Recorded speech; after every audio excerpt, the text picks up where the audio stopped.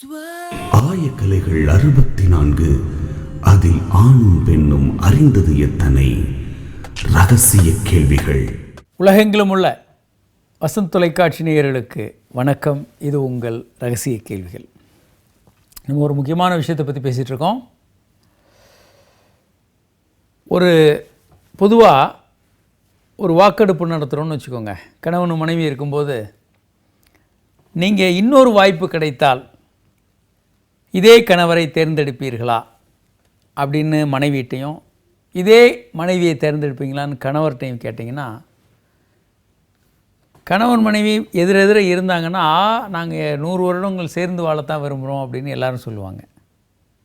ஆனால் தனித்தனியாக ரகசியமாக கேட்டிங்கன்னா, இது கணவருக்கு தெரிவிக்கப்படாது அப்படின்னு கேட்டிங்கன்னா, அப்பா இந்த ஜென்மத்தில் பட்ட தொல்லையே போதும் அப்படின்ற பதில் தான் எல்லாருக்கிட்டே இருந்து வரும். கணவர்கள்ட்ட இருந்து அப்படி தான் வரும், மனைவிகள்ட்ட இருந்து அப்படி தான் வரும். ஏன்னா ஆர்வத்தோடு இணைந்து இணைகிறவர்கள் வாழ்நாள் முழுவதும் இந்த காதலை கொஞ்சம் கொஞ்சமாக குறைத்து அதன் ஒரு கட்டத்தில் காதல் இல்லாமல் வெறுப்பாக மாறி ஏதோ கடனுக்காக ஒன்றா வாழ வேண்டியிருக்கேன்னு வாழறது நிறைய பேர். நம்ம நிறைய விஷயங்களை இது வரைக்கும் பேசியிருக்கோம். ஆண்களுக்கு முக்கியமாக பல்வேறு விஷயங்களை பேசிக்கிட்டே இருக்கோம். பெண்களை பொறுத்த வரைக்கும் ஒரு நல்ல கணவனை தேர்ந்தெடுப்பது எப்படின்னு பேசியிருக்கோம். கணவனை தேர்ந்தெடுப்பது ஒரு பக்கம், காதலுடன் வாழ்நாள் முழுவதும் வாழ்வது என்பது மிகப்பெரிய சவால். தேர்ந்தெடுக்கிறது மட்டுமே ஒரு அற்புதமான வாழ்க்கைக்கு உத்தரவாதம் ஆகிடாது. ஸோ வாழ்நாள் முழுவதும் வருடத்திற்கு வருடம் காதலை அதிகரித்து வாழ்வது எப்படின்றத பற்றி நம்ம தொடர்ந்து பேச போகிறோம். ஒரு காலர் பார்ப்போம். ஹலோ. Hello sir. வணக்கம், சொல்லுங்கள் சார். சார் இப்போ புதுசாக கல்யாணம் ஆயிருக்கு சார். வெரி குட், சொல்லுங்கள். இன்னும் ஃபர்ஸ்ட் டேட்லாம் நடக்கலைங்க.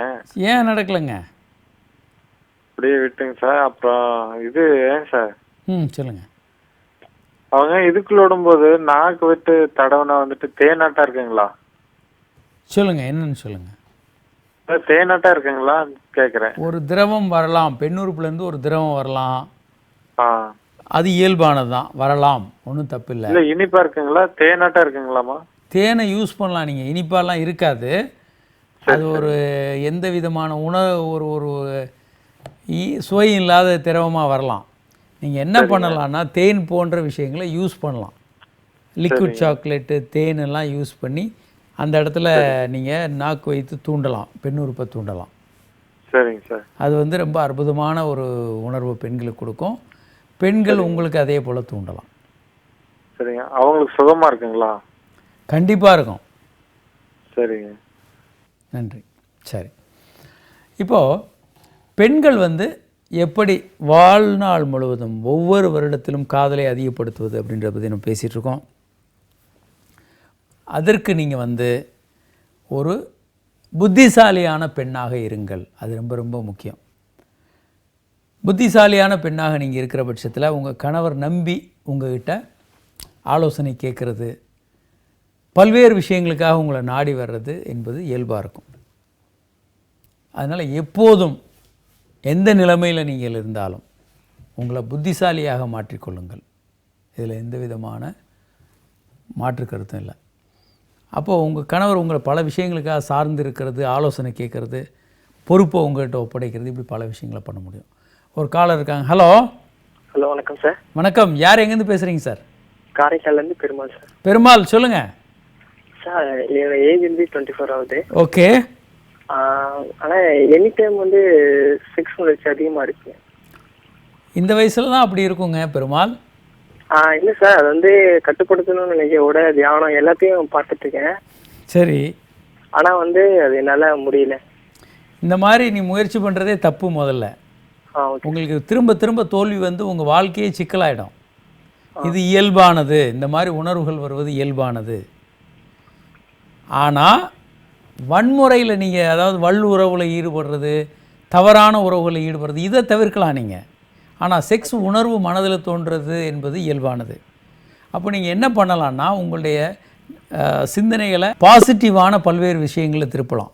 பாசிட்டிவான அரசியல், நல்ல ஒரு லட்சியத்துக்காக வாழ்க்கையை அது மாதிரி பண்ணும்போது இந்த உணர்வுகள் கொஞ்சம் குறையும்.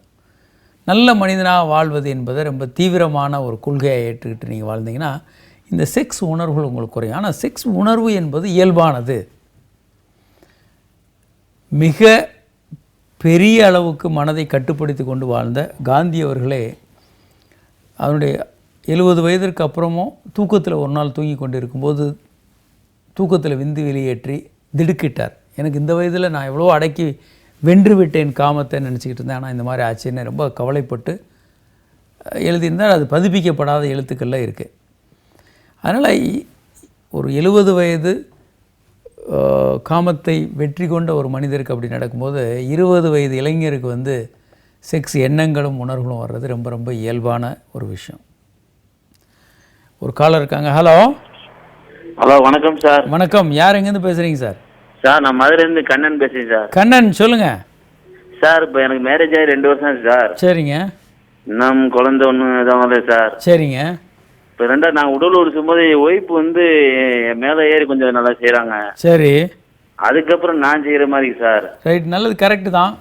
இல்லை கரெக்ட். அதுக்கப்புறம் அவங்க உணவு அனுப்புன நான் செஞ்சப்பட என்னுடைய அணுக்கள் அவங்க இதில் போமா சார்? அவங்க போகும், ஒன்றும் கவலைப்பட வேண்டாம். என்ன வயது உங்கள் மனைவிக்கு? சார், என் மனைவிக்கு வந்து 23 சார். 23 கவலைப்பட வேண்டாங்க. இந்த படத்தை பார்த்தீங்கன்னா வயது அதிகமாக கருத்தரிக்கிற வாய்ப்பு குறைந்து கொண்டே வரும் அப்படின்றத நீங்கள் பார்க்கலாம். ரெண்டாவது சார், அவங்க ஒய்ஃபு சொல்கிறாங்க உணர்ச்சிகள் இல்லைன்றாங்க சொல்கிறாங்க சார். நீங்கள் அவங்க கிளைட்டோரஸை தூண்டுங்க. அவங்களுக்கு உணர்ச்சி வருவதற்கு அவங்கள கிளைட்டோரஸை தூண்டுங்க. ரெண்டாவது இப்போ வந்து 2 வருஷம் சார் குழந்தை இது இல்லாமல் ஒன்றும் பிக்கப் இல்லாமல் அது பாருங்கள். இந்த படம் அதுக்கு தான் காட்டிகிட்டு இருக்கேன். படம் பாருங்கள். 30 வயதுக்கு உள்ளே இருக்கிறவங்களுக்கு கருத்தரிக்கிற வாய்ப்பு வந்து ரொம்ப அதிகம். ஒரு 6 மாதத்தில் வந்து கருத்தரிக்கிற வாய்ப்பு 60%. யங்காக இருக்கிறவங்களுக்கு 35லேருந்து 6லேருந்து 40 வயது உள்ளவங்களுக்கு வந்து 20லேருந்து 30% இருக்குது. 40 வயதுக்கு மேலே அது இன்னும் மிக குறையிறத நீங்கள் பார்க்குறீங்க. 6 சைக்கிளில் கருத்தரிக்கிற வாய்ப்பு. ஸோ வயதாக கருத்தரிக்கக்கூடிய வாய்ப்பு குறைந்து கொண்டே வருகிறது. இதில் இன்னும் பார்க்குறீங்க கருத்தரிக்கக்கூடிய வாய்ப்பு வந்து மிஸ்கேரேஜ் ஆகக்கூடிய வாய்ப்பும் வயதாக அதிகமாகிக்கிட்டே இருக்குது. இந்த மாதிரி பல்வேறு பிரச்சனைகள். இப்போ ஆண்களுக்கான காரணங்கள் என்னென்ன, குழந்தை இல்லாமல் இருக்கிறதுக்கு பெண்களுக்கு என்னென்ன காரணங்கள்? ஆண்களுக்குன்னு பார்த்தா பல்வேறு மருந்துகள், அதே மாதிரி ஸ்மோக்கிங், ஆல்கஹால், பல்வேறு பிரச்சனைகள், சர்க்கரை வியாதி, இரத்த கொதிப்பு, அதுக்கு சாப்பிடக்கூடிய மாத்திரைகள், ரேடியேஷன், கீமோதெரப்பின்னு இந்த எக்ஸ்ரே கதிர்கள், அந்த மாதிரி அது மாதிரி வயது அதிகமாகிறது ஒரு காரணமாக இருக்கலாம். நிறைய பூச்சி மருந்துகள் யூஸ் பண்ணுறது, லெட்டு யூஸ் பண்ணுறது, இது எல்லாமே காரணமாக இருக்கும். பெண்களை பொறுத்த வரைக்கும் வயது, மன அழுத்தம், ஸ்ட்ரெஸ்ஸு, நல்ல உணவு இல்லாமல் அனீமியாவோடு இருக்கிறது, அது மாதிரி ஸ்மோக்கிங், அவங்களும் ஸ்மோக்கிங், பால்வினை நோய்கள், பல்வேறு ஹெல்த் சம்மந்தமான நோய்கள்னால குழந்தையின்மை வரலாம்.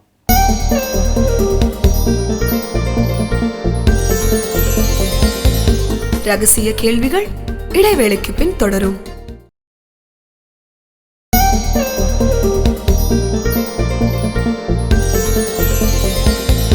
ரகசிய கேள்விகள் தொடர்கிறது. ஒரு காலர். ஹலோ. வணக்கம் சார். வணக்கம். யார் எங்கேருந்து பேசுகிறீங்க சார்? மதுரையிலேருந்து பேசுகிறேன் சார். சொல்லுங்கள் சார். ரமேஷ் பேர். சொல்லுங்கள் ரமேஷ். நைட்டு தூக்கம் வர மாட்டேங்குது சார். 20 நாள் அப்படி இருக்கு. நான் வெளியில் போய் நேற்று போனேன் அந்த ஒரு டாக்டர்கிட்ட. அவர் ஹார்மோன் ஊசி போட்டு மாத்திரை கொடுத்தாரு. அப்படி இருந்து தூக்கம் வர மாட்டேங்குது. இதில் வந்துங்க நீங்கள் கல்யாணம் ஆனவரா? இல்லை சார். சரி, நல்ல ஒரு சுய இன்பம் பண்ணிட்டு தூங்கிடலாமே ஈஸியாக. நீங்கள் எப்படி சார் சுய இன்பம் பண்ணிங்கன்னா நல்ல தூக்கம் வரும் ஒன்று. அல்லது தூக்க மாத்திரைகளே யூஸ் பண்ணலாம். நீண்ட நாள் தூங்காமல் இருக்காதீங்க. தூக்க மாத்திரைகள் டாக்டர்கிட்ட கேட்டு நைட்டு தூங்குறதுக்கு முன்னால் ஒரு தூக்க மாத்திரை நரம்பு தளர்ச்சி இருக்குது சார். அதான் நரம்பு தளர்ச்சின்னு உங்களுக்கு யார் சொன்னது? என்னது நரம்பு தளர்ச்சி? நரம்புக்கு ஏதுங்க தளர்ச்சி? இல்லை சார், உடம்பு சோர்வாகவே இருக்குது சார். 2 வருஷம் மாத்திரை சாப்பிட்டுட்டு இருக்கேன். அதோட தூக்க மாத்திரை சாப்பிட்றதுனால எந்த கெடுதலும் வராது, ஒன்றும் கவலைப்பட வேண்டாம். தூக்க மாத்திரை சாப்பிடுவா சார்? சாப்பிடலாம். சாப்பிட்டாலும் தூக்க மாட்டேங்குது சார். சேமியா டோஸை கொஞ்சம் அதிகப்படுத்தி பாருங்கள். அல்லது மருத்துவர்கிட்ட சொல்லுங்கள், அவங்க வேறு மாத்திரை கொடுக்கலாம். தூங்குறதுக்கு நிறைய மாத்திரைகள் இருக்குது. இப்போ லேட்டஸ்ட்டாக நிறைய மருந்துகள் வந்திருக்கு. கரெக்டாக 6 மணி நேரம் 7 மணி நேரம் மட்டும் வேலை செய்யும். தூங்கி உடனே இந்த ஃப்ரெஷ்ஷாக எழுந்திரிச்சிடலாம். ஒரு காலர் இருக்காங்க. ஹலோ ஹலோ சார், வணக்கம் சார். வணக்கம். யார் எங்கேருந்து பேசுகிறீங்க சார்? திண்டுக்கல்லேருந்து பேசுகிறேங்க சார். சொல்லுங்கள் சார். சார் ஒரு 2 கொஸ்டின் கேட்கணும் சார். சொல்லுங்கள் சார். எனக்கு மேரேஜ் என்ன சொல்கிறது, 2 பக்கம் மேரேஜ் ஆயிருக்குங்க சார். 2 மனைவியா? 2 மனைவிங்க சார். சரிங்க. அவங்கக்கிட்ட 2 பக்கம் செக்ஸ் ஒரே நேரத்தில் பண்ணா எதுவும் பிரச்சனைகள் இருக்கா சார்? நீங்கள் 3 பேர் மட்டும் செக்ஸில் ஈடுபட்டீங்கன்னா ஒன்றும் வராது. Okay sir. ஆனால் இந்த மாதிரி திருமணங்களில் வேறு 3வது 4வது நபர் யாராவது உள்ளே வந்துட்டு செக்ஸ் பண்ணாங்கன்னா அப்படியே அது ஒரு தொடர்ச்சங்கிலியாக அவங்க யார் கூட உறவு வச்சுக்கிட்டாங்கன்ற லிஸ்ட்டு போகும். நீங்கள் 3 பேர் மட்டும் எதை பண்ணாலும் ஒன்றாகாதுங்க. வெளியே இருந்து காற்றிலிருந்து சூன்யத்திலிருந்து உங்களுக்கு எந்த கிருமியும் வந்து நோய் வராது. சரிங்க சார். சார் அப்புறம் செக்ஸ் பண்ணி முடித்ததும் வீட்டில் அந்த செக்ஸ் பண்ண பக்கம் உள்ள இல்லைங்க சார், வெளி பக்கம் மட்டும் படர்தாமரை மட்டும் அரிக்குதுன்னு சொன்னால் வெள்ளையாக வருதுன்ட்டு சொல்கிறாங்க சார். பெண்களுக்கு வந்து விந்தெல்லாம் அப்படியே வெளியே வந்துடுங்க. செக்ஸ் முடிஞ்சால் விந்து திரவம் அப்படியே வெளியே வரும். இது இயல்பானது. அணுக்கள் மட்டும்தான் நீச்சல் அடித்து கர்ப்பப்பையை நோக்கி போகும். அதை பற்றி நீங்கள் கவலைப்பட வேண்டாம். சரிங்க சார். அதான் பால்வினை நோயாக இருக்குமோ என்னமோன்னு பயப்படுறாங்க. நீங்கள் 2 பேரும் மட்டும் 3 பேர் மட்டும் செக்ஸ் பண்ணிக்கிட்டு இருந்தீங்கன்னா உங்களுக்கு எந்த பால்வினை நோயும் வராது. பால்வினை நோய் உள்ள ஒரு நபரோட செக்ஸ் தொடர்பு ஏற்பட்டால் மட்டும்தான் உங்களுக்கு பால்வினை நோய் வரும். சாதாரணமாக எல்லாருக்கும் வந்து ஒரு பால்வினை நோய் வராது. அதை பற்றி கவலைப்பட வேண்டாம். பால்வினை நோய்களை பொறுத்த வரைக்கும் சில முக்கியமான தடயங்கள் இருக்கும். ஒன்றுமே இல்லாமல் ஒருத்தருக்கு பால்வினை நோய் வராது. இந்த படத்தை பார்த்தீங்கன்னா பால்வினை நோய் எப்படி இருக்குன்றது உங்களுக்கு தெரிஞ்சிடும். பால்வினை நோய்கள் டிப்பிக்கலாக இருக்கும். பெண் கர்ப்பப்பையில் ஆண் உறுப்பில் சிஃபிலிஸ் என்ற நோய் இது கர்ப்பப்பையில். அதே மாதிரி இது வந்து செகண்டரி சிஃபிலிஸ்ன்னு, இது வந்து ஒரு சாதாரணமாக ஒரு ஒரு ஒரு உடம்பெல்லாம் வரும். பார்த்திங்கன்னா சின்ன சின்ன வண்டுக்கடி அப்படி இப்படின்னு பேசிகிட்டு இருப்பாங்க. இது வந்து பாடி ரேஷ்னு. இது வந்து செகண்டரி சிஃபிலிஸ், பாடி ஃபுல்லாக இருக்கும். இது வந்து பல நேரங்களில் இதை பெரிய சீரியஸாக எடுத்துக்க மாட்டாங்க. இது தவிர காண்டோலோமா லேட்டா பார்க்குறீங்க. இந்த மாதிரியான ஒரு வகையோடு இருக்கும். எந்த விதமான இது வந்து ஜெனிட்டல் ஹெர்பிஸ், உறுப்புகளில் வரக்கூடிய அக்கி, பால் உறுப்புகளில் வரக்கூடிய அக்கி. இந்த மாதிரி சின்ன சின்ன கொப்பளங்களாக வந்து வெடித்து புண்ணாகவும், இது கொஞ்சம் பெரிய கொப்பளங்களாகவும் வரலாம். ஜெனிட்டல் ஹெர்பிஸ் இது பெண் உறுப்பில் வரக்கூடிய ஹெர்பிஸ், இந்த மாதிரி வரலாம். இதை தவிர உறுப்புகளில் வரக்கூடிய இது பார்த்திங்கன்னா கொனோரியா, கோனோகாக்கஸ் இன்ஃபெக்ஷன், நீர் சீல் மாதிரி வருது. ஆண் உறுப்புலேருந்து சீல் வருதை பார்க்குறீங்க. இது வந்து நான் கோனோகாக்கல் யூரித்ரைட்டிஸ், சீல் இல்லாமல் ஒரு டிஸ்சார்ஜ். ஸோ இந்த மாதிரி பல்வேறு வகையான பால்வினை நோய்கள் வரும். ஜென்ரலாக ஒரு திரவம் வர்றது பால்வினை நோயின்னு எடுத்துக்க முடியாது. ஒரு காலர் இருக்காங்க. Hello hello sir. வணக்கம். யார் எங்கேருந்து பேசுகிறீங்க சார்? வணக்கம் சார், நான் பட்டுக்கோட்டையிலேருந்து பேசுகிறேன் சார். சொல்லுங்கள் சார். அரசு சார் என் பேர். சொல்லுங்கள் சார். சரி, மேரேஜ் ஆகி 2 மாதம் ஆகுது சார். சரிங்க. அவங்க ஃபஸ்ட்டு மேரேஜ் ஆகிறதுக்கு முன்னாடி அவங்க வந்து கர்ப்பமாகி அபார்ஷன் பண்ணிட்டான். இப்போ மேரேஜ் ஆகி 2 மாதம்னு வெளியாகிடுறாங்க. தீட்டு வருது. ஆமாம் சார். சரி, அதுக்கு என்ன பண்ணுறது? ஒரு குழந்தை எல்லாம் உருவாகுமா? கண்டிப்பாக உருவாகும். ஏற்கனவே கர்ப்பமாயிருக்காங்கன்றீங்க. 2 மாதங்கள்லேயே முடிவை தேடாதீங்க. நீங்கள் வெயிட் பண்ணுங்கள். 1 வருடம் தொடர்ந்து செக்ஸ் பண்ணணுங்க. சரி, ஓகே. அப்புறம் அது கருத்தரிக்கலைன்னா நீங்கள் ஒரு மருத்துவரனுங்க. கண்டிப்பாக குழந்தையோட போகலாம், ஒரு பிரச்சனையும் இல்லை. ஏற்கனவே ஒரு கருத்தரிச்சிருக்கிறதுனால கருத்தரிக்கிறது கொஞ்சம் ஈஸி. கருத்தரித்து கரு கலைச்சிருந்தீங்கன்னா கருக்குழாய்கள்லையோ கர்ப்பப்பையிலையோ அவங்களுக்கு ஏதாவது பிரச்சனை இருக்கான்னு மறுபடியும் செக் பண்ணிக்கோங்க மருத்துவர்கிட்ட. சரி, ஓகே சார். கர்ப்பம் ஆகலைன்னா. சரி, இப்போது கணவன் மனைவி உறவுகளை பற்றி பேசிகிட்டு இருக்கோம். பெண்கள் எப்படி ஒரு அற்புதமான காதலை கணவரோட வாழ்நாள் முழுவதும் தொடர்வதற்கு என்னென்னலாம் செய்யணும், 100 விஷயங்கள், பெண்கள் செய்யக்கூடிய 100 விஷயங்களை பற்றி பேசிகிட்டு இருக்கோம். ஒன்று வந்து சின்ன சின்ன விஷயங்களில் எப்படி கணவனை குஷிப்படுத்துவது, திருப்திப்படுத்துவது அப்படின்றத நீங்கள் பார்க்கணும். சின்ன சின்ன விஷயங்கள், பொதுவாக நம்ம சின்ன சின்ன விஷயங்களை எரிச்சலை காட்டிக்கிட்டு இருப்போம், கோபத்தை காட்டிகிட்டு இருப்போம். அதற்கு பதிலாக சின்ன சின்ன விஷயங்களில் கணவனுக்கு பிடித்த விஷயங்கள் பலது இருக்கும். இது செஞ்சால் கணவருக்கு பிடிக்கும், இது செஞ்சால் அப்படின்னு நிறைய சின்ன சின்ன விஷயங்களுக்கு நமக்கும் அப்படி இருக்கும். நமக்கு பெண்களுக்கான விஷயங்களை கணவர் பார்த்து பார்த்து பண்ணலாம். மனைவிக்கு இது பிடிக்கும் அப்படின்னு. கணவருக்கான விஷயங்களை நீங்கள் பண்ணலாம். இது காசு பணம் இல்லை, நீங்கள் முன்முயற்சி எடுக்கலாம். உங்கள் கணவர் எப்படி இருந்தாலும் நீங்கள் உங்கள் வாழ்நாள் முழுவதும் உங்களோட துணை வரக்கூடிய உங்கள் காதலருக்கு ஏன் பண்ணக்கூடாது? கண்டிப்பாக பண்ணலாம்.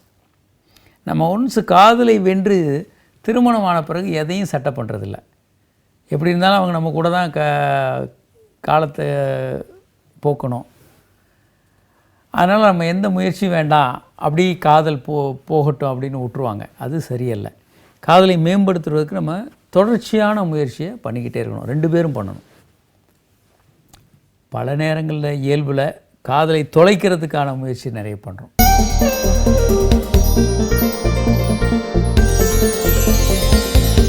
ரகசிய கேள்விகள் இடைவேளைக்கு பின் தொடரும்.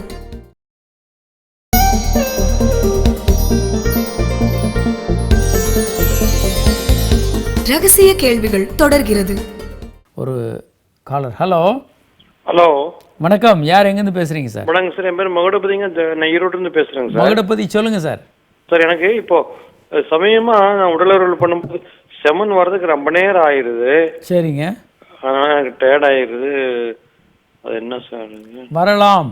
கொஞ்சம் வயதாகும்போது பல பேருக்கு கொஞ்சம் சீக்கிரம் வந்து வரலாம். சில பேருக்கு லேட்டாக செமன் வர்றதுக்கு ரொம்ப டைம். கேளுங்க, கேட்கல நீங்கள். சில பேருக்கு லேட் ஆகும். ஓஹோ. இந்த மாதிரி மாற்றங்கள் இயல்பானது. ஓ சரிங்க. ஒன்றும் கவலைப்பட வேண்டாம். நீங்கள் அதை என்ஜாய் பண்ணுங்கள். ரொம்ப லேட்டாக வர்றதை என்ஜாய் பண்ணுங்கள். அப்படி இல்லைன்னா, ரொம்ப உங்களுக்கு லேட்டாக வருதுன்னா கொஞ்சம் எக்ஸைட்டேஷன் அதிகமாக்குற மாதிரி ஒரு செக்ஸ் படம் பார்க்கலாம். இல்லை ஒரு 10 நிமிஷம் ஒரு மைல்டாக ஜாகிங் பண்ணிவிட்டு செக்ஸ் பண்ணிங்கன்னா உடனே விந்து வந்துடும். பல்வேறு முறைகளில் நீங்கள் சில மருந்துகளும் இருக்குது. தேவைன்னா அந்த மருந்துகளை யூஸ் பண்ணலாம். சரி, அதே மாதிரி அடுத்ததாக உங்கள் கணவருக்கு தேவையான சின்ன சின்ன விஷயங்களை நீங்கள் பண்ணுங்கள். நாம் எதிராக என்ன பண்ணுறோம்? சின்ன சின்ன விஷயங்களை, நெகட்டிவான விஷயங்களை பார்த்து கோவப்பட்டு சத்தம் போடுறது, வெறுப்பை காட்டுறது தான் நம்ம பண்ணுறோம் இயல்பாக. அதற்கு பதிலாக சின்ன சின்ன விஷயங்களை அவருக்கு எதெல்லாம் கணவரை சந்தோஷப்படுத்துமோ அதெல்லாம் பண்ணுங்கள். 12ஆவதா, அவர் சின்ன சின்ன தவறுகளை செய்ய அலோவ் பண்ணுங்க. பொங்கி எழுந்துரும். சின்ன தவறுகளை பார்த்து என்னை மதிக்கலை, என்னை கூட்டு போகலை அப்படின்னு பொங்கி எழுகிறது ரொம்ப கோபத்தில் அப்செட் ஆகி என்னை மதிக்கலை, அழுது 2 நாள் பேசாமல் இருந்து சாப்பிடாமல் இருந்து ஒரே பிரச்சனையாக இருக்கும். நடந்ததே சின்ன விஷயமா இருக்கும். அப்படி பண்ண வேண்டியதில்லை. சின்ன சின்ன மிஸ்டேக். ஏன்னா எல்லாருமே மனிதர்கள் எல்லாருமே சின்ன சின்ன மிஸ்டேக் பண்ணுறவங்க தான். அவரையும் சின்ன மிஸ்டேக் பண்ண அலோவ் பண்ணுங்கள். என்ன ஆகிட போகுது? அதனால் வாழ்க்கையில் சின்ன சின்ன தவறுகளை பண்ணக்கூடாதா என்ன? பல நேரங்களில் அந்த தவறுகள்லாம் வேண்டும்னே அவர் பண்ணுறதா இருக்காது. நாமளும் அப்படி நிறைய பண்ணுறோம். நம்ம மேலேயும் அவர் கோவம் வரும். இது ஏன் பண்ண, அது ஏன் பண்ண, ஒரே சத்தம். சின்ன மிஸ்டேக் பண்ணட்டுமே, அதனால் என்ன? ஒரு காலர் இருக்காங்க. ஹலோ. வணக்கம் சார். வணக்கம். யார் எங்கேருந்து பேசுகிறீங்க? திருச்சியிலேருந்து குமார் சார். குமார், சொல்லுங்கள் சார். சொல்லுங்கள் குமார். எனக்கு கல்யாணம் 3 வருஷம் ஆகுது சார். சொல்லுங்கள். உடல் பருமனாக பொண்ணுங்களை பார்த்தாவே விரைப்பு அதிகமாகும் சார். சரிங்க, இருக்கலாம். சில பேருக்கு அப்படி வரும். ஒன்றும் தப்பு இல்லை. சொல்லுங்கள். அதனால ஒன்றும் எந்த பிரச்சனை இல்லை. ஒன்றும் தப்பு இல்லைங்க. உங்களுக்கு ஒரு பெண்ணை பார்த்தா உணர்ச்சி வர்றது, நடிகை பார்த்தா உணர்ச்சி வர்றது, இல்லை சில விஷயங்களை ஒரு பல்வேறு அட்ராக்ஷனை பார்க்கும்போது, மார்பகங்களை பார்க்கும்போது தூண்டப்படுறது தான் இயல்பு. எது தப்புன்னா, தேவையற்று அவங்கள போய் நேர தொடுறதோ, அவங்கள அப்யூசிவாக நடந்துக்கிறதோ, தவறாக நடந்து கொள்வது தவறு. சாதாரணமாக அதாவதுங்க மனிதர்களை தவிர மற்ற விலங்குகள்லாம் எடுத்துக்கிட்டிங்கன்னா, இந்த மாதிரி ஒரு விலங்கு இன்னொரு விலங்கு அட்ராக்ட் ஆகிறது என்பது இயல்பான விஷயமா இருக்கும். மோனோகாமின்னு சொல்லி ஒருத்தரோட ஒருத்தர் மட்டுமே வாழ்நாள் முழுவதும் வாழக்கூடிய விலங்குகள்னு எடுத்துக்கிட்டால் ரொம்ப வெகு சில தான். பெரும்பான்மையான விலங்குகள் அந்த ஜோடியை மாற்றிக்கிட்டே தான் இருக்கும். இந்த ஈர்ப்பு ஒரு இயல்பானது. மனிதன் வந்து வெறும் விலங்கல்ல, அவங்களுக்கு வந்து நாகரிகம் இருக்குது, மனது இருக்குது, அன்பு இருக்குது, பல்வேறு விஷயங்கள் சேர்ந்து வரும்போது ஒருத்தனும் ஒருத்தையும் வாழ்நாள் முழுவதும் வாழ்வது அப்படின்னு வச்சுக்கிட்டு அதை ஃபாலோ பண்ணுறோம். இந்த மாதிரி அப்படி இருந்தாலும் நீங்கள் ஒருத்தன் ஒருத்தி வாழ்கிறது, நேர்மையாக வாழ்கிறதுன்னு இருந்தால் கூட நீங்கள் ஒரு செக்ஸ் படம் பார்க்குறீங்க, ஒரு கவர்ச்சிகரமான படம் பார்க்குறீங்க, உடனே உங்களுக்கு செக்ஸ் உணர்வே வராமல் இருக்கணும்னு அவசியம் இல்லை. வரும், கண்டிப்பாக வரும். அது தவறல்ல. எது தவறு? நீங்கள் வரம்பு மீறி அந்த பெண்ணோட தவறாக நடக்க முயற்சி பண்ணுவது, வாய்ப்பு கிடைத்தால் அந்த பெண்ணோட தாம்பத்திய உறவு கொள்ள முயற்சி பண்ணுவது, இதுதான் தவறே தவிர அந்த உணர்வு வருவது என்பது இயல்பானது. அதை பற்றி கவலை இல்லை, குற்ற உணர்வு தேவையில்லை. ஒரு காலர் இருக்காங்க. Hello. Hello sir, good evening sir. Good evening. சொல்லுங்கள் சார், யார் எங்கேருந்து பேசுகிறீங்க? சார், கரூர்லேருந்து ரவிக்குமார் பேசுகிறேன். ரவிக்குமார், சொல்லுங்கள் சார். மேரேஜ் ஆகி 8 months ஆகுது சார். சரிங்க. பட் என்னால் அந்த மேக்ஸிமம் செக்ஸ் பார்த்தீங்கன்னா ஒரு 5 to 10 minutes அந்த ரேஞ்சுக்குள்ள தான் சார் வச்சுக்க முடியுது. சரிங்க. அதுக்கு அப்புறம் விந்து வந்ததுங்க சார். சரிங்க. ஆனால் இது வரைக்கும் எந்த பொண்ணுகிட்டையும் வச்சது இல்லை சார். அதே மாதிரி ஸ்மோக்கு, ட்ரிங்கிங் அந்த மாதிரி எந்த பழக்கமும் கிடையாது சார். சரிங்க. பட் ஆனால் ஒரு 5 years-ஆ பார்த்தீங்கன்னா சுயன்பத்தில் கொஞ்சம் ரொம்பவே பண்ண மாதிரி ஒரு ஃபீல் இருந்தது சார். சுயன்பம் கொஞ்சமாக பண்ணாதவங்கன்னு யாராவது இருக்காங்களா, பார்த்துருக்கீங்களா?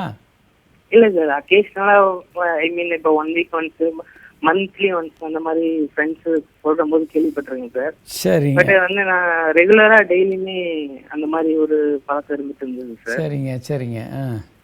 அப்புறம் டாக்டர் ஆக்சுவலாக பார்த்தீங்கன்னா 6 months செப்பரேட்டடாக தான் சார் இருந்தோம். சரி. அவங்க எஜுகேஷன் படிச்சுட்டு இருந்தாங்க சார், அதனால 6 months செப்பரேட்டடாக இருந்தோம். பட் வீக்லி ஒன்ஸ் தான் நான் ட்ரை பண்ணேன் சார் 6ல. சரி. பட் என்னால் அந்த அளவுக்கு பர்ஃபார்ம் பண்ண முடியல சார். ஒரு 5 minutes அந்த ரேஞ்சுக்கு தான் என்னால் பண்ண முடியும். 5 minutes நல்ல டைம் தாங்க, ஒன்றும் தப்பு இல்லை. நீங்கள் பண்ண வேண்டியது என்னென்னா, உங்கள் மனைவியை எப்படி திருப்தி பண்ணுவது அப்படின்றத கற்றுக்கொண்டு நீங்கள் அவங்கள தூண்டணும். அதுக்கப்புறம் நீங்கள் 5 minutes செக்ஸ் பண்ணுங்கள். அவங்க உச்சகட்டம் வந்த பிறகு 5 minutes. இந்த நிகழ்ச்சியில் நம்ம சொல்கிறோம் எப்படி மனைவியை தூண்டுறது, ABCDEFன்னெல்லாம் சொல்லித்தரோம். ஏ ஸ்பாட்டை தூங்க, பெண் உறுப்பு உள்ளே இருக்குது, விரல்களில் நீங்கள் அதை தூண்டலாம். பி ஸ்பாட்டுன்றது மார்பகங்களை தூண்டுங்க. நிப்புள் தூண்டுறதன் மூலமாக 2 முதல் 4% பெண்களை உச்சகட்டத்துக்கு கொண்டு போகலாம். சின்றது கிளைட்டோரிஸ் என்பது பெண்களுக்கான முழுமையான செக்ஸ் உறுப்பு. அது வேறு எந்த வேலையுமே பெண் உடம்பில் இல்லை. பெண்ணை உச்சகட்டத்துக்கு கொண்டு போகிறதுக்கு மட்டும்தான் அந்த உறுப்பு, அதை தூண்டுங்க. அதே மாதிரி டி வந்து ஜி ஸ்பாட்டுன்னு சொல்கிறோம். பெண் உறுப்புள்ள ஒரு 1.5 centimeter இருக்குது. நீங்கள் விரல் வைத்து தூண்டி அவங்கள உச்சகட்டத்துக்கு கொண்டு போகலாம். அதுக்கப்புறம் இ ஃபார் என்டர். அதுக்கப்புறம் F female on top. Enter ஆனவுடனே ஃபீமேல் பெண்களை மேலேருந்து செக்ஸ் பண்ண அலோவ் பண்ணுங்கன்னு சொல்கிறோம். இதெல்லாம் பண்ணிங்கனாலே பெண்கள் பலமுறை உச்சகட்டம் அடைஞ்சிருவாங்க, ஒன்றும் கவலைப்பட வேண்டாம். ஒரு காலர் இருக்காங்க. ஹலோ. ஹலோ, வணக்கம் சார். வணக்கம். யார் எங்கேருந்து பேசுகிறீங்க? விழுப்புரத்துலேருந்து குமார் பேசுகிறேன். குமார், சொல்லுங்கள்.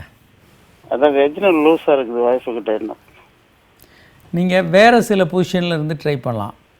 ஒன்று வந்து இது தையலுக்கு பண்ணலாம், அறுவை சிகிச்சைகள் பண்ணலாம். நீங்கள் கொஞ்சம் எளிமையாக லூப்ரிகேஷன் ரொம்ப இருந்ததுன்னா, அந்த மாதிரியான திரவம் ரொம்ப இருந்ததுன்னா அதை தொடச்சிடலாம். 2 செகண்ட் ஆனாலே லூஸ் ஆகிப்போம் சார். அதே மாதிரி கால்களை வந்து அவங்க ரொம்ப பிரிக்காமல் க்ளோஸாக வச்சுக்கிட்டு உங்கள் கால்களை நீங்கள் அகட்டி வச்சுக்கிட்டு செக்ஸில் ஈடுபடலாம். பொசிஷன் நிறைய பொசிஷன் இருக்குங்க. பெண்ணூர் இப்போ டைட்டாக காட்டுறதுக்கான பொசிஷன்ஸ் நிறைய இருக்குது. பேக் சைடு செய்தால் வலிக்கு ஏறிடுதுண்ணா. அந்த மாதிரி பல பொசிஷன்ஸை மாற்றி பண்ணுறதன் மூலமாக நீங்கள் பெண்ணுறுப்பை ரொம்ப டைட் பண்ண சொல்லலாம். அவங்க நினச்சாலே பெண்ணுறுப்புனால ஆணுறுப்பை இறுக்கி பிடிக்க முடியும். ஒரு விஷயம் நல்லா தெரிஞ்சுங்க. இப்போது பேங்காக்கு அந்த மாதிரி ஊர்கள் எல்லாம் என்னென்னா, பெண் வந்து அந்த பெண்ணுறுப்பு மூலமாக ஒரு பாலையை அடித்து தூரமாக கொண்டு போய் விழுற மாதிரி பண்ணுவாங்க. பெண்ணுறுப்புக்குள்ளே அந்த உள்ள தசைகளை அவங்க வலுப்படுத்தி பெண்ணுறுப்புக்குள்ளே சிகரெட்டை வச்சு ஸ்மோக் பண்ணுற மாதிரி காட்டுறது, பாலை தூரமாக அடிக்கிறதெல்லாம் பல்வேறு நிகழ்ச்சியில் காட்டப்படுது. இது வந்து அந்த பெண்ணுறுப்பில் இருக்கிற தசைகளை வலுப்படுத்தி அதை பண்ணுறாங்க. அதே மாதிரி உங்கள் மனைவி அதை வலுப்படுத்தி நீங்கள் பெண்ணுறுப்புக்குள்ளே இன்சர்ட் பண்ணும்போது ஆணுறுப்பை டைட்டாக பிடிச்சிக்கோ அவங்களால முடியும். ஆணுறுப்புக்கு டைட்னஸாக அவங்களால கொடுக்க முடியும். ஒன்றும் பிரச்சனை இல்லை, எளிதாக இதை பண்ண முடியும். இன்னும் நிறைய விஷயத்தை நம்ம தொடர்ந்து பேச இருக்கிறோம். இன்று இந்த நிகழ்ச்சியில் பங்கு பெற இயலாத வாசகர்கள் உங்கள் கேள்வியில் எங்களுக்கு SMS மூலமாக அனுப்பலாம். 9841266666 என்ற எண்ணுக்கோ 94494444 என்ற எண்ணுக்கோ உங்கள் கேள்விகளை எங்களுக்கு SMS மூலமாக அனுப்பலாம். அல்லது hi@drkamaraj.net என்ற மின்னஞ்சல் முகவரிக்கு உங்கள் கேள்வியில் எங்களுக்கு மின்னஞ்சலில் அனுப்பலாம். மீண்டும் நாளை சந்திப்போம். வணக்கம்.